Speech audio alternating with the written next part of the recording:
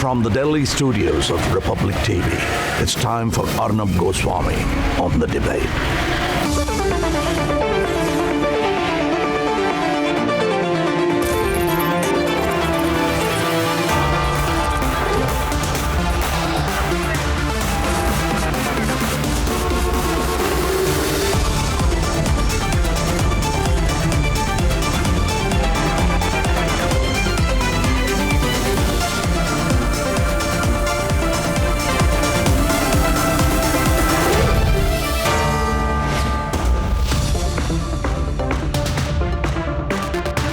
Good evening and welcome. What we warned of is true. Ayman Al-Zawahiri, the leader of the Al-Qaeda, Osama bin Laden's successor, may not be dead.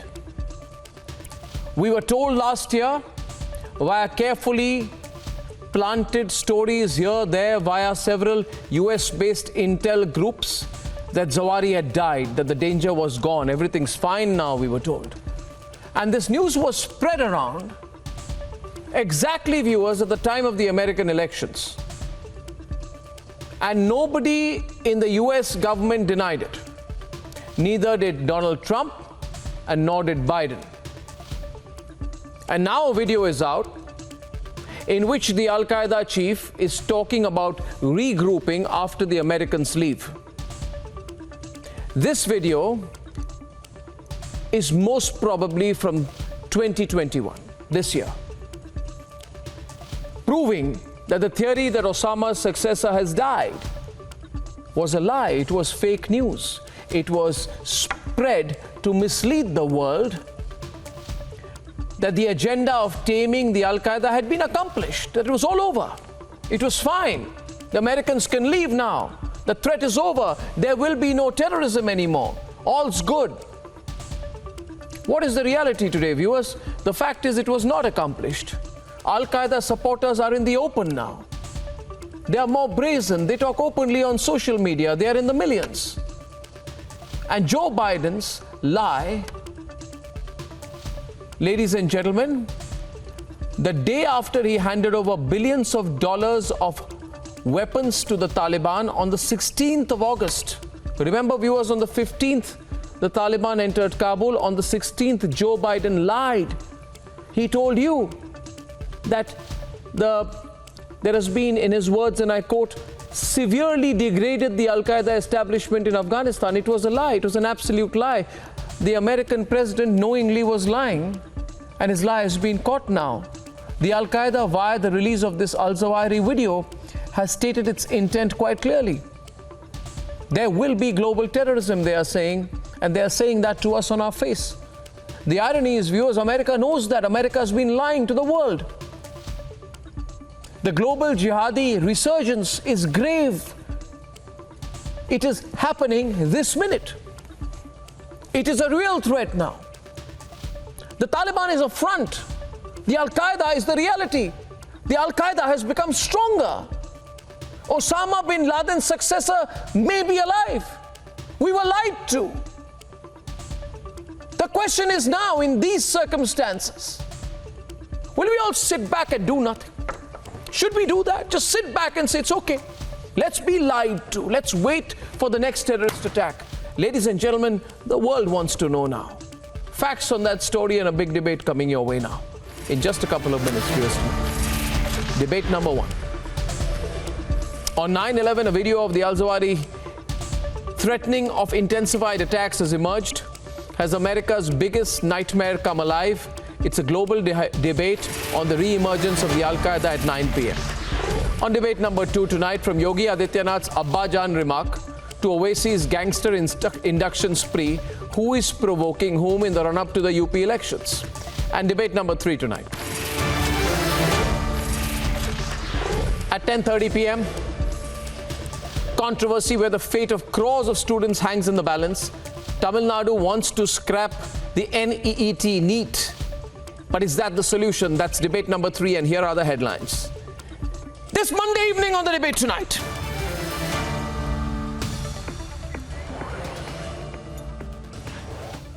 A year after he was rumored dead, Al-Qaeda chief Al-Zawahiri's video surfaces around the 20th anniversary of 9/11. Meanwhile, houses ransacked, women tortured, civilians flogged in the streets in broad daylight under their Taliban Al-Qaeda rule in Afghanistan.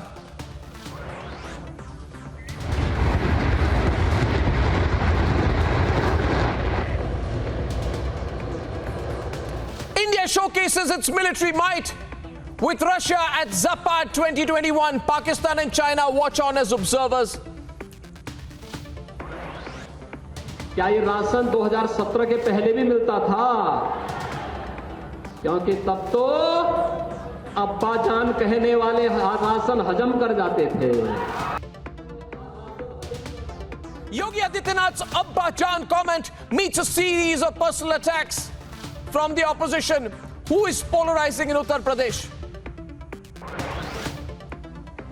Tamil Nadu government introduces anti-NEET bill in the face of rising cases of suicide. Massive political debate erupts.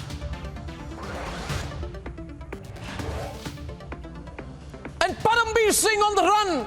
Mumbai police gets a go-ahead to search and arrest the tainted former Mumbai police commissioner accused of extortion and much more.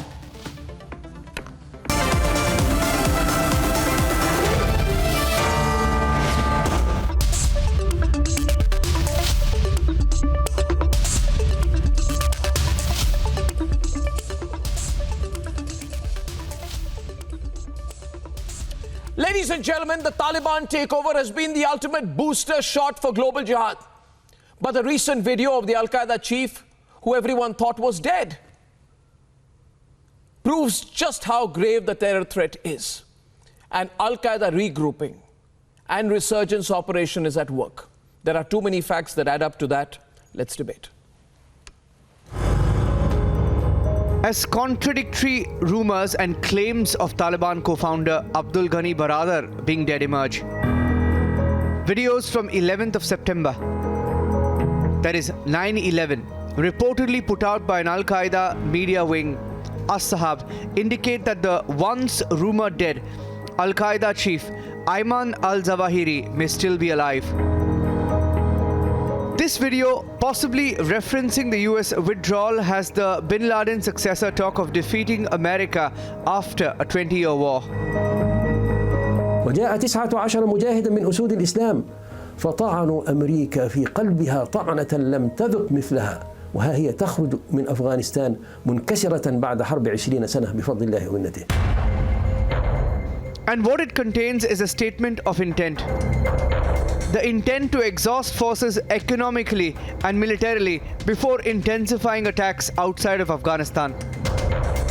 وهنا تأتي أهمية المعارك خارج الميدان الذي يتوقعه العدو، وتأتي أهمية العمليات في أراضي العدو وخلف خطوط العدو، ومن أبرز الأمثلة على ذلك عملية تل السمن المباركة، تلك العملية الموفقة التي ضربت مثلا على كسر حصار العدو العسكري والتي تعالت على الصغائر ووجهت بوصلتها في الاتجاه الصحيح. Osama's successor, Ayman al-Zawahiri, seen in this video praising Al-Qaeda for the attack at Raqqa, Syria, one where Russian troops were targeted in January 2021. The video indicates he may have been alive earlier this year. The video of Al-Zawahiri after 9/11 is a message by a terror group.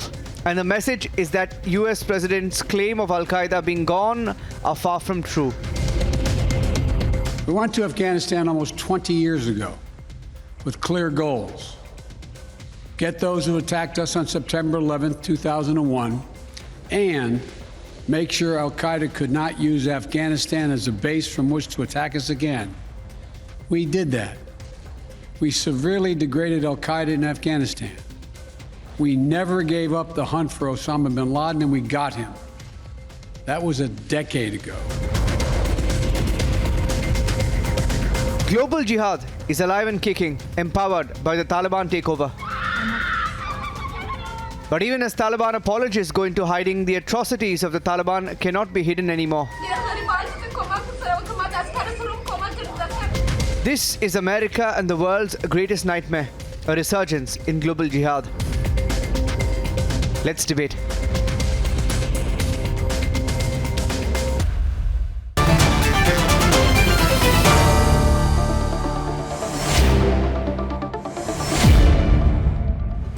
We can't say whether Al-Zawahiri is alive, but we can't say that he's dead either. The world thought that it's a foregone reality that Al-Zawahiri was dead. And that's what the world was told last year. It's exactly what it was told. It was a carefully put out plant, and I think that plant was put out to mislead the world.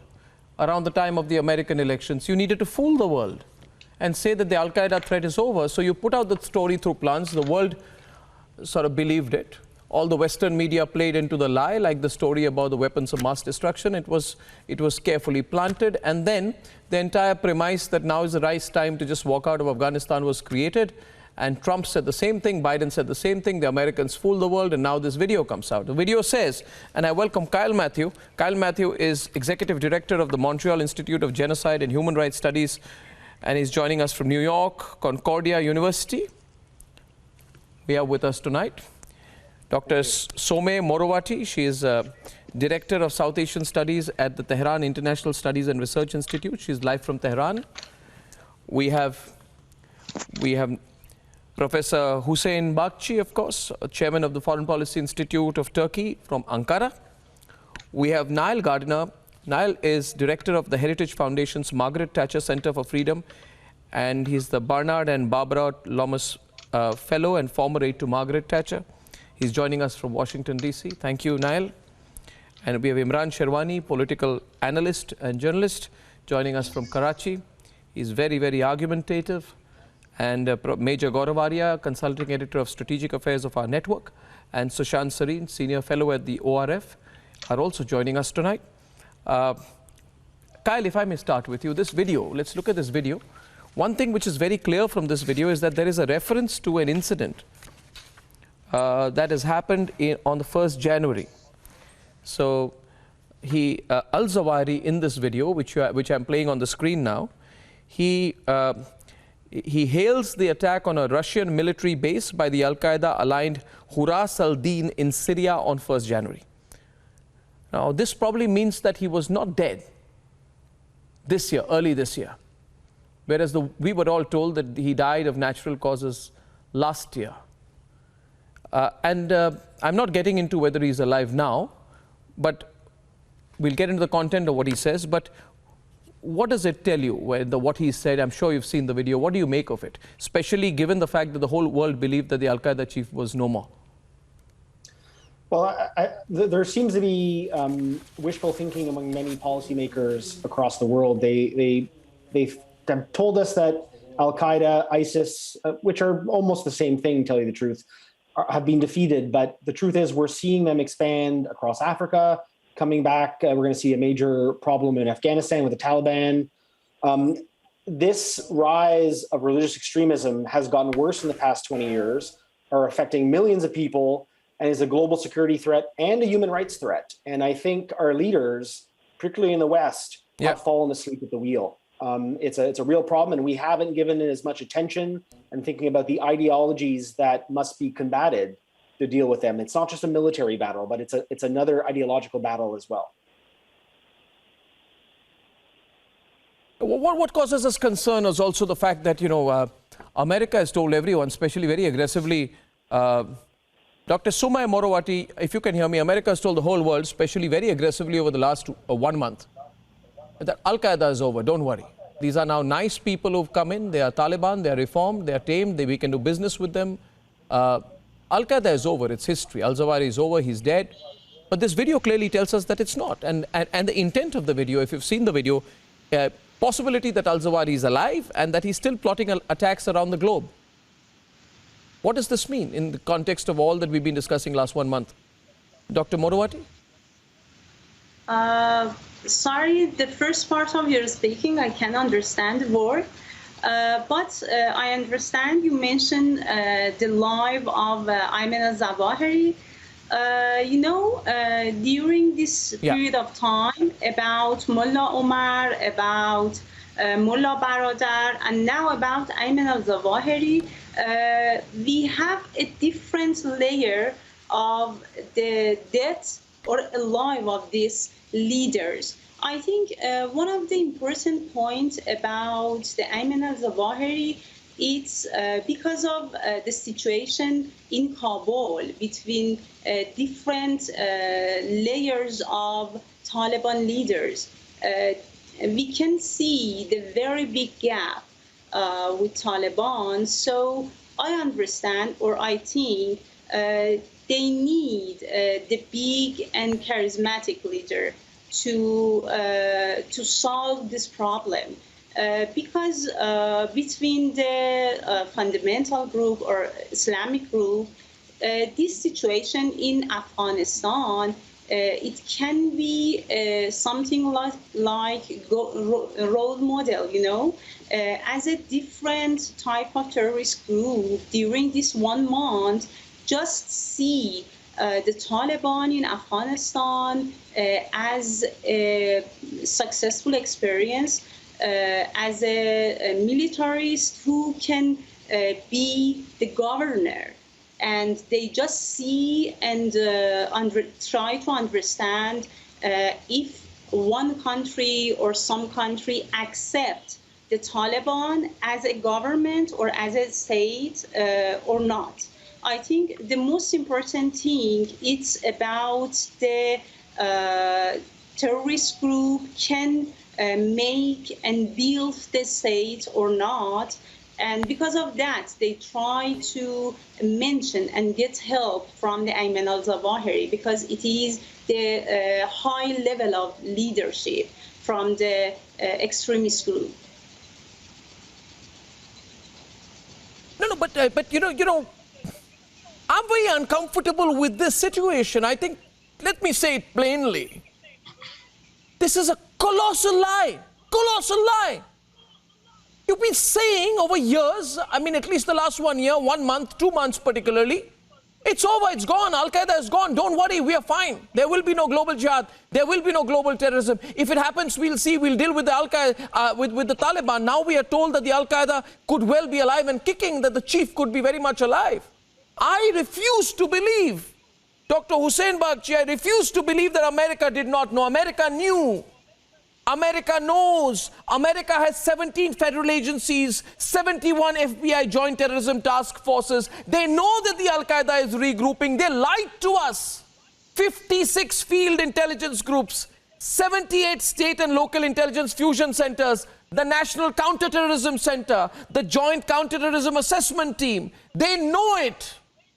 They knew it. This video proves that they lied. They knew. But they just lied through their teeth. And I'm shocked. I'm absolutely shocked that this is not a raging subject of discussion in the Western media now.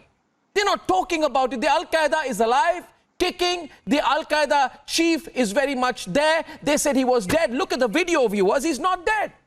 They said he died of natural causes around October last year. The results came in November. That was exactly the time of the US election. They planted that lie, Dr. Hussain Bagchi. They wanted us to believe. And now we know that this was a reference. This video is a 2021 video because he makes a reference to 20 years. He's talking of the 20th anniversary of 9/11. They haven't got it wrong, Dr. Bagchi. They have lied to the world. They've lied to us. First of all, we worked on Al-Qaeda. We translated one book from English into Turkish, and we know that Al-Qaeda has global connections. Al-Qaeda is not dead. After Osama bin Laden was killed, everybody thought that it is the end of the organization. But this type of organizations with wide range of impact and wide range of supporters, they will not go down. Definitely. Whether Americans lied to the world or not is another debate. But the fact is, what happens now with Al-Qaeda and Taliban in Afghanistan? Will Taliban be a new headquarter of international terrorist organizations? Will Taliban integrate Al-Qaeda into the new structures? And what is going to be with this global linkage network of radical forces. In Syria, for example, in Idlib, we have hundreds of groups, radical Islamist groups, just next to the Turkish border, and Turkey is having a lot of troubles now with this. In the coming days, probably we will see more. Al-Qaeda is definitely a problem, not only for the Americans, for the entire global free countries. This is the problem, and how to contain, how to protect the free world from this type of organizations will be the basic question. May I, Dr. Bagchi, you made a statement here. You said that whether America lied or not is another debate. I say the fact that America lied is the debate. You also said whether Taliban integrates the Al-Qaeda, we'll have to see. I say they have already, by the inclusion of Sirajuddin Haqqani and many other members of this cabinet, integrated the Al-Qaeda already. I don't know what we are waiting for. And the other point is, I know, Gaurav, you want to come in. This is a very, very potent debate, viewers. A lot of people watching tonight, viewers. We're talking about Ayman al-Zawahiri. It's not a small matter. I put the video again on the screen. Look at this man carefully. He's Ayman al-Zawahiri. He succeeded Osama bin Laden following his death in 2011. This is the latest video. He is praising the Al-Qaeda attacks. This video was spotted by the site intelligence group which monitors jihadist websites. The footage produced and reportedly released by the Al-Qaeda's official media arm, As-Sahab. And in the 60-minute video, he says very clearly, Gaurav, we will attack beyond Afghanistan. He says, and I quote, the slogan of this period is to make the enemy exhausted until it moans of its military and economic bleeding, and in order to do so, till it shows the importance of the battles outside the field that the enemy expects, and the importance of operations in the lands of the enemies and behind the enemy's lines. Yes, Dr. Bagchi, you were saying something. You were saying something there. Just a minute. I keep my academic skepticism and academic distance to this type of developments. I'm an academic. I'm not a politician. I'm not any decision maker. Of course, we can debate about this type of developments, but always I have to be careful and be skeptical. Therefore, 100%.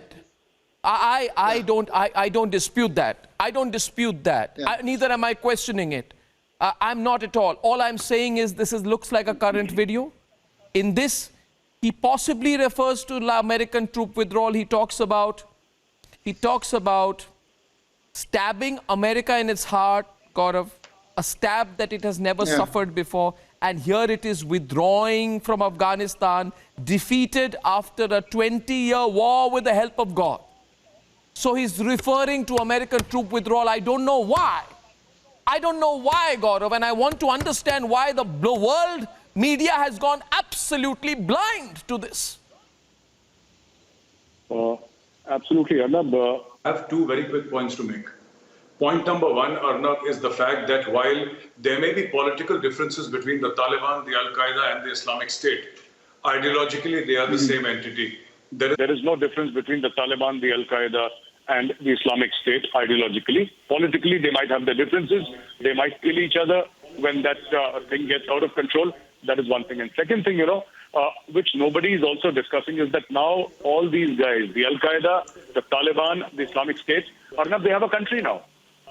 The United Nations there was an appeal by the United Nations asking people to engage with the Taliban, which means that the United Nations is essentially saying that engage Al-Qaeda, engage with the Islamic State. This is where it's going. Yeah. You're right. They're saying that. They're saying precisely that, Gaurav. Can you hear me, Gaurav? Absolutely, Arnab. Absolutely, I can. Can you hear me, Gaurav? Yeah, so please, yes. So precisely the point there is, America has not got this wrong. It has not got the takeover of Kabul wrong, Nile. It has not got the death of Zawahiri wrong. It has not got the fall of the government in Kabul wrong. They knew it. They've not got the takeover of Kabul wrong. They've not got the Al-Qaeda resurgence wrong. They know everything. The fact is they're partnered in this. They partnered in this. They wanted the world, Nile, to delineate Taliban from the Al-Qaeda. And now this video which emerges forces the question, what are we heading into, Nile? What are we heading into in the future? Well, thanks for me on this discussion, a very timely discussion. And I've just actually watched this video. It's very interesting. I can't, we can't tell exactly the timing of this, but I think the real issue here is the fact that we are still waging a war against Al-Qaeda, against ISIS, and their allies, of course, the Taliban as well. I mean, they're all part of the same extremist Islamist ideology. And the fact that the United States has withdrawn from Afghanistan makes the world a far more dangerous place. And, we have to once again deal with the problem of Afghanistan becoming a safe haven for Al-Qaeda and a whole host of other Islamist terrorist organizations. And eventually we're going to have to fight another major war, of course, to defeat the Taliban, to defeat Al-Qaeda and all of their allies. And so, this is a terrible mess, I think, that President Biden has left the United States in. This is an appalling situation. The world is now more dangerous than before. We're returning to the pre-9/11 era. And I think the decision to withdraw from Afghanistan, to shut down all the US bases, is absolutely catastrophic. And I think, we're going to have to face once again this partnership between Al-Qaeda and the Taliban, and we're going to have to defeat them once again. No, absolutely. But, the problem is people look at the short term, Nile. I'd like to get Sushant Sareen and Imran Shirwani. Imran, this kind of insane, unthought, flaky argument that your country puts up, Pakistan, flaky argument. Day after day, you are the PR agents of the Taliban. You're not. You were the ones who were putting up Osama in Abbottabad next to your military complex. You were responsible. You gave him shelter. After he was caught, you brought down the building because you were embarrassed. You gave him shelter. You kept him there. And today you need to think. You need to think. Are you going to now give shelter to Al-Zawahiri? You see, Imran, think about it. America, which has been claiming victory in troop withdrawal, needs to take a very long, hard look in the mirror, because the only winners are those terrorists battling for global jihad, the destruction of democracy, and more 9/11 type attacks. You've seen the video now. You've seen the video. Yes. What does the video prove? The video proves that your foreign minister has become a spokesperson for this group, the Al-Qaeda, back in the government. Your foreign minister is effectively a PR agent for the Al-Qaeda. You need to be very careful what you're getting into, Imran. See, last time you came on the debate, you fought with me. Today you're going to have to acknowledge you're playing with fire. We must be worried about two things. First, number one, is that these are not separate groups. These are actually all parts of this concept of global jihad. Now, that concept is very dangerous. It has got nothing to do with Islam or Muslims, but it is a very dangerous concept. It is the concept of terrorism. And what is terrorism? Terrorism is believing that force can take you, wherever. That is the most dangerous thing. That's what individuals, organizations, parties, groups, and even governments are doing now. It's a very dangerous thing. This whole thing that Americans lied, yes, they lied because they're politicians, and politicians they cannot look beyond their own interests. That's a very dangerous thing.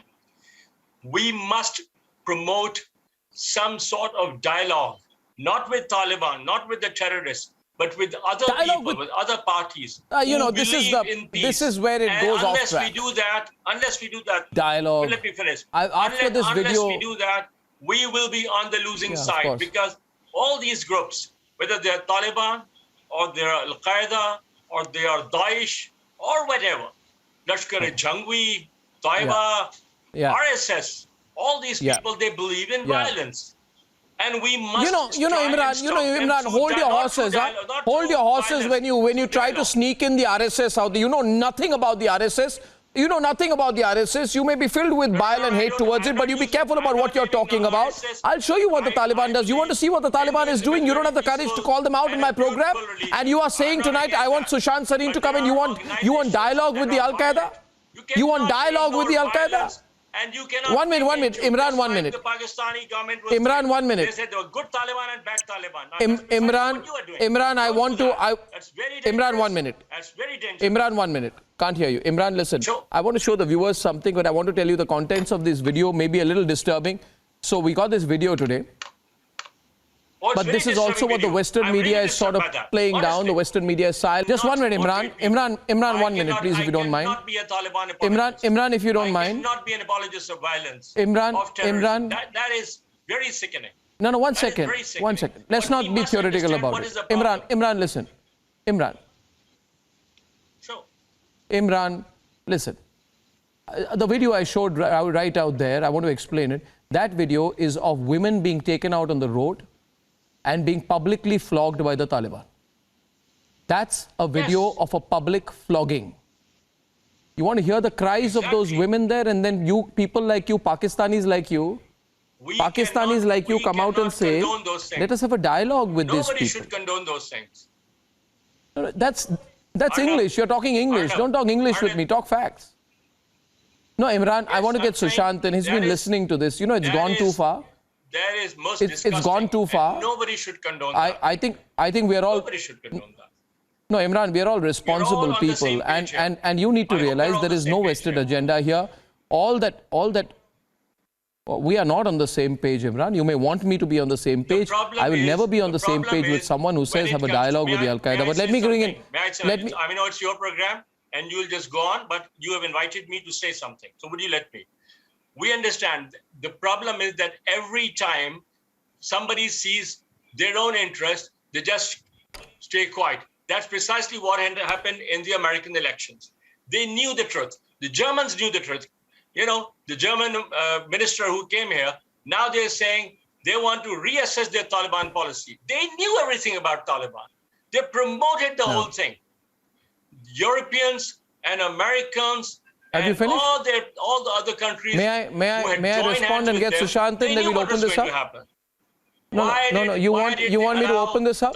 Can I open this up? Can I open this up? Just a minute. Okay. Now I want to say something. I'll bring in Sushant. Actually, I won't intervene much. But there's one thing I'll say. Stop talking about Germany. Your country, where you are sitting, you are in Karachi. What is happening in Karachi and Islamabad? What is the Al-Qaeda without the Pakistanis? Nothing. You are the sanctuary for the Al-Qaeda. How can you point the finger at European countries first? I want Sushant to come in, please. Very worrying situation today, Sushant, with the facts emerging about the Al-Qaeda. I'd like Sushant to come in. He's quietly listening. This is not the way. We were having such a civilized discussion, and this guy is now just trolling everybody. This is not the way to do it. So either he keeps quiet, otherwise I'll keep quiet. Go on, Sushant. Go on. Listening to him. No, go on, Sushant. Go on. One of our colleagues. Yeah, I'll agree with one of our colleagues in the program who said that, and actually I'll disagree with him when he says that we are back to the pre-9/11 situation. I think it's much worse now. I don't even think you can compare what was happening pre-9/11 to what is going to happen now. Because once the most powerful military force in the world has been defeated, and there's no other way of putting it, then the kind of enthusiasm, the kind of emboldenment which has happened is unparalleled. And you are seeing, if anybody is studying the chatter of jihadist groups, even ordinary people, who are in a sense ready to flirt with the jihadists, the kind of stuff which is being spoken about is far more dangerous today than it has ever been in history, or at least in living memory. So I think you are entering into an extremely dangerous situation. Al-Zawahiri, yes, he's more symbolic than operational. I think Al-Qaeda has become so big and its footprint has expanded so much around the world that I don't think Al-Zawahiri commands it the way perhaps Al-Qaeda was commanding operations way back 20 years back. I think that's changed. But Al-Zawahiri, much like Osama bin Laden, as a symbolic figure, still alive, still able to incite people, still able to, energize people with his talk, with his writings, with his videos. I think it's a very dangerous sign. Number two. Number three, really, I think, I could understand the Americans withdrawing from Afghanistan. There was fatigue. There was there could be any number of rationalizations. But the way they have done it, and the way they have surrendered, literally surrendered Afghanistan to the Taliban, allowed them to come in, I think that is extremely troublesome. And then, not only that, I could even understand that they let these guys come in. But then I would have hoped that the Americans, along with the West, would then firm themselves up and then start working towards setting up a system to combat terrorism. What we are seeing now is talk that Americans will cooperate with the Taliban to fight terrorism. What terrorism are you going to fight after that? But look, Haqqani network is at the intersection of Al-Qaeda and Taliban. When you say I am going to be cooperating with the government in Afghanistan to fight terrorism, then what terrorism are you talking about? Which terrorism? I don't know. Maybe he's talking about, the white nationalist terrorism in America.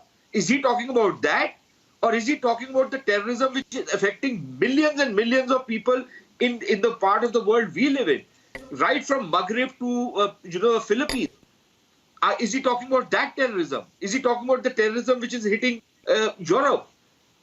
So I don't know what terrorism the Americans want to fight anymore. I don't even know whether they think this is terrorism anymore. In the American lexicon, I totally Arnab, agree. Terrorism is when they fight against somebody, that's a terrorist.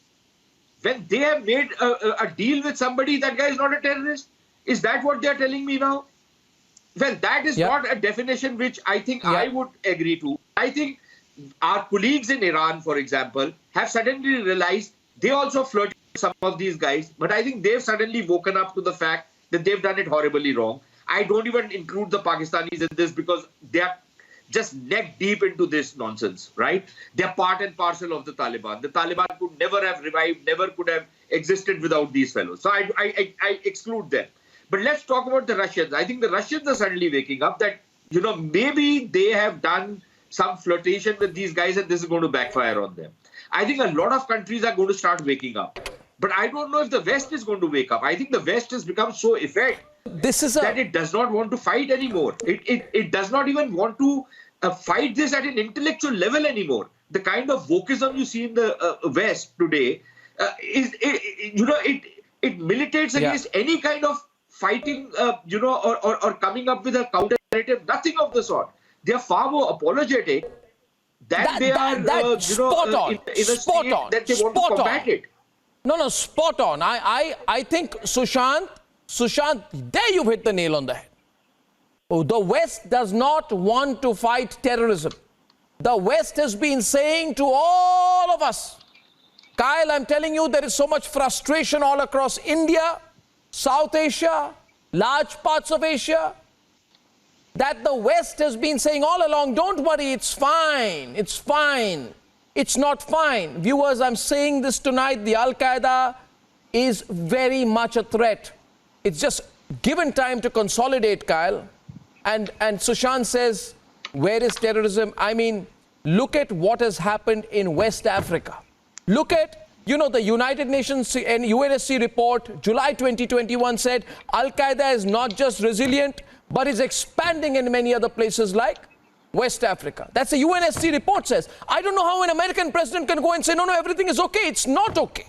It's not okay. Just because you've got your media in your pocket, just because your media is not going to speak up, but doesn't mean that the people of the world don't deserve to know, Kyle. So it's truly, we're on the edge of a cliff, Kyle, and I don't think we are opening our eyes to the reality.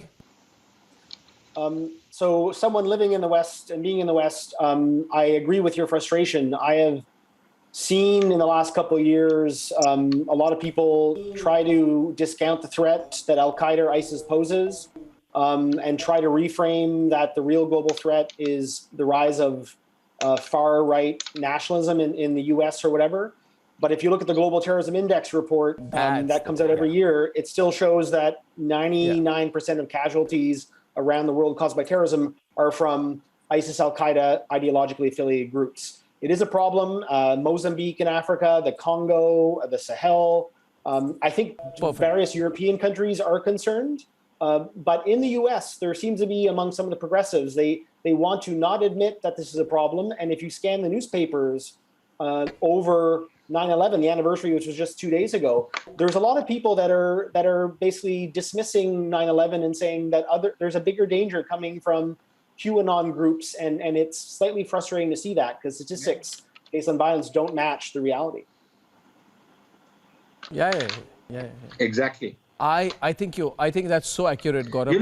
This whole argument being put out right now, viewers, have you noticed? Just a second. Sushant.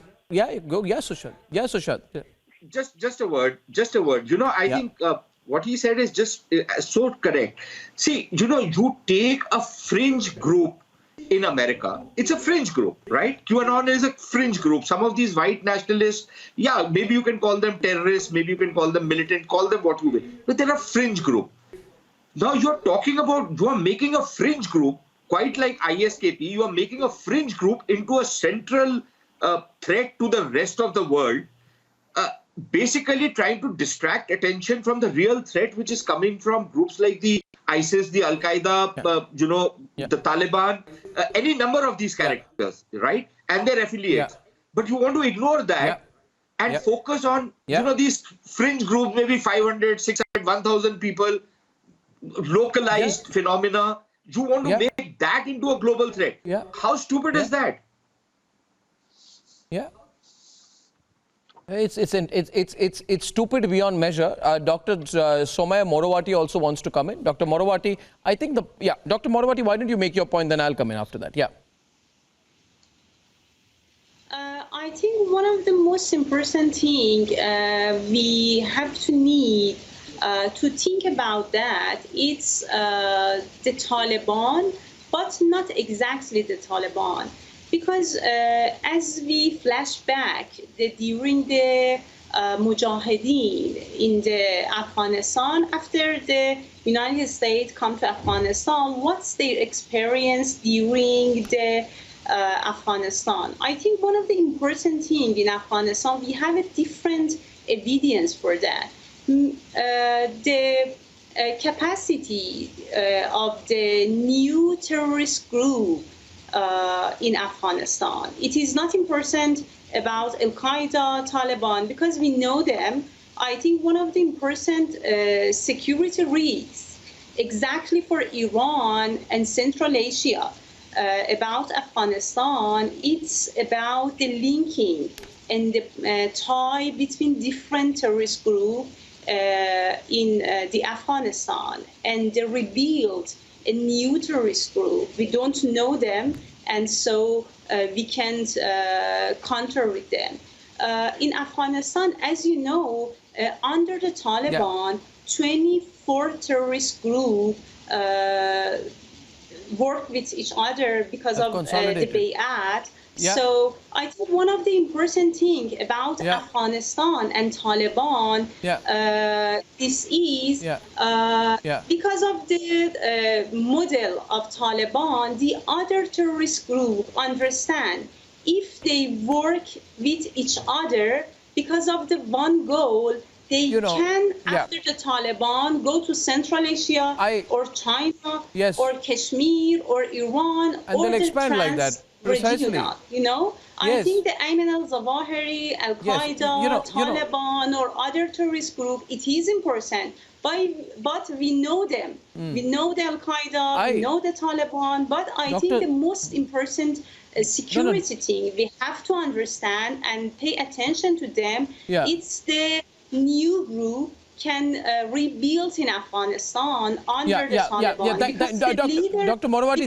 that precisely is the point. I want to just very quickly go across to Niall Gardner and Gaurav on this, because I found that point very compelling that Kyle made out there. That Niall, briefly to you, and then I'll go to Gaurav first on that. When you talk, they don't want to talk about Islamist terrorism, jihadi groups, ISIS, Al-Qaeda, Lashkar-e-Toiba, Hizbul Mujahideen. No. They want to just say that, listen, these guys are okay. And the Al-Qaeda is gone. We need to talk about right-wing politicians and right-wing extremism. That's the real danger. And that point which was made earlier by Kyle, I think is spot on. That's why on 9/11, Gaurav, when there were, and Rita Katz, the director of the site intelligence group, says entire channels, groups, bots, members of are dedicated to 9/11 right now, with all the groups just pumping out content justifying 9/11. It's there before you. You've got the terrorists and the terrorist supporters operating completely freely, Gaurav. And right in the middle of that, you have groups, thank you, please. You have groups right then and there, Gaurav, who are simply saying, listen, this is not a problem. These groups are not the problem. ISIS, Al-Qaeda are not the problem. The problem is right-wing political parties, right-wing groups. It's a calibrated global operation. Gaurav. Absolutely, Arnab. What you do is you shift the center of gravity of your focus from terrorism to right-wing groups, and that is what they're doing because people are opinionated as far as politics is concerned. It's easier to hate somebody whom you've already been hating, and they take that hatred, that focus is actually shifting from Al-Qaeda, from the Taliban, and from the Islamic State to right-wing political parties. Now, Arnab, just to add to the previous point that you made, and I think it's very pertinent, you see what is happening is, Arnab, that Islamic State is a multinational franchisee, and so is the Al-Qaeda. It is only the Taliban that has been operating largely inside Afghanistan and not saying that we are going to attack America or attack Europe. But the problem is now they have a country, and all these people together own that country called Afghanistan. And today, willy-nilly or deliberately, let's say deliberately, Joe Biden has given, Al-Qaeda, the meaning of Al-Qaeda, Arnab, Al-Qaeda means the base. And today Al-Qaeda has a base. And it has a base in Afghanistan, Arnab. That is the problem. Taliban has become Al-Qaeda's base. Absolutely. And the literal meaning of Al-Qaeda is the base. And they are mentioning Grozny, Kashmir, Palestine, everything in one breath. Viewers, the reports of the death of Ayman Al-Zawahiri are possibly wrong. The implications are massive. I thank you so much for that conversation. And on the other side, ladies and gentlemen, Yogi Adityanath is going around making jibes at the opposition. In Uttar Pradesh, the campaign for the 22 election has begun. Every party is out to outdo the other with just one target and one tool, provocation. Who's provoking whom on the other side?